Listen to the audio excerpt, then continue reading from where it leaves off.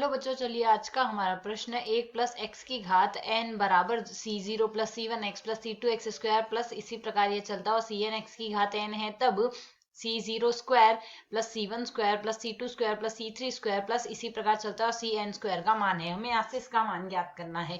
तो यदि हमें यहाँ से इसका मान ज्ञात करना है तो यहाँ से इस प्रश्न को करने हेतु हमारे पास यहाँ से हमारी मुख्य अवधारणा कार्य करेगी। मुख्य अवधारणा यहाँ से हम लेकर चलेंगे।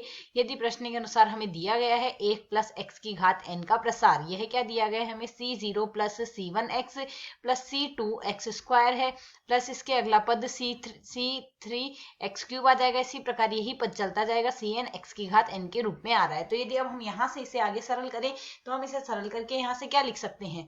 अभी यदि हम यहाँ से 1 प्लस एक्स की घात 2n लिखना चाहें तो यह हमारे पास क्या लिखा जाएगा। 1 प्लस एक्स की घात हमारे पास n आएगा, गुणा में आ जाएगा 1 प्लस एक्स की घात आ जाएगा हमारे पास n। तो यदि हम दोनों पदों का मान रख दे तो यह क्या आ गया c0 plus c1 x plus c2 x square आ गया। ठीक इसी प्रकार यही प्रक्रिया चलती जाएगी और यहाँ से यदि सरल करेंगे तो c0 plus c1 x plus c2 x square, यही प्रक्रिया यहाँ चलेगी। तो यदि हम इसमें देखें प्रश्न के अनुसार हमें लिखना क्या है।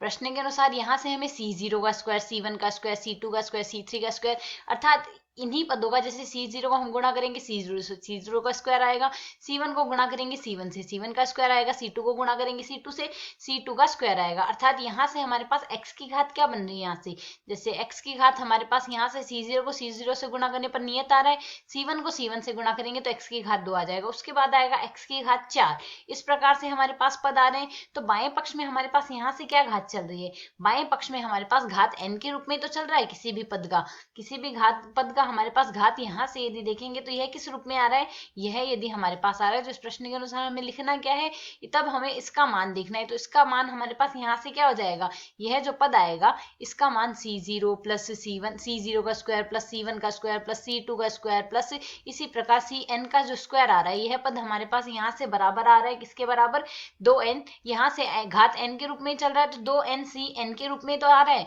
तो हम यहाँ से जानते हैं n c r का मान होता है n का फैक्टोरियल बट्टे में r का फैक्टोरियल गुणा में n माइनस r का फैक्टोरियल। तो यदि इसी अवधारणा के अनुसार हम इसे सरल करें तो 2n cn का मान हमारे पास क्या आएगा, 2n का फैक्टोरियल आ जाएगा और बट्टे में हमारे पास राशि आएगी n का फैक्टोरियल गुणा में आएगा 2n माइनस में n का फैक्टोरियल। इसे यदि हम आगे सरल करते हैं तो मान क्या आएगा, 2n का फैक्टोरियल आ गया और बट्टे में आ जाएगा n का फैक्टोरियल गुणा में n का फैक्टोरियल आ जाएगा यही। इसे यदि और सरल कर ले तो यह हमारे पास, या तो इसी को इतना ही रहने देंगे। तो यदि अब हम यहाँ से विकल्पों में देखें तो हमारा कौन सा विकल्प सही हो जाएगा, विकल्प बी जो है 2n का फैक्टोरियल बट्टे में n का फैक्टोरियल गुणा n का फैक्टोरियल, यहाँ से विकल्प बी सही हल होगा। आशा है समझ आया। धन्यवाद।